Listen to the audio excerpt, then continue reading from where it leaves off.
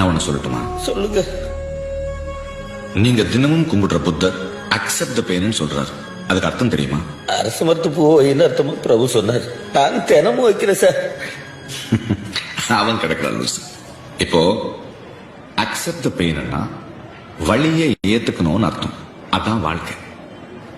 என்ன சார் இது கேனத்தனமா இருக்கு? எதுக்கு சார் வலி ஏத்துக்கணும்? சொல்றத கேளுங்க. இப்போ நீங்க ஊர்ல ஜிம்முக்கு போயிட்டு இருந்தேன்னு சொன்னீங்க. ஆமா. ஏன் உங்க ஆக்ஷன் ஹீரோ அர்னால்டும் ஜிம்முக்கு போறாரு. ஆமா. அங்க என்ன சொல்லி கொடுக்குறாங்க? என்ன சொல்றாங்க? இப்படி பயிற்சி பண்ணும்போது, எக்ஸசைஸ் பண்ணும்போது இங்க இருக்கிற தசையில வலிக்கும்ல, வலி இருந்தா அந்த தசை ஆரோக்கியமா விரிஞ்சிட்டு இருக்குன்னு தானே அர்த்தம்.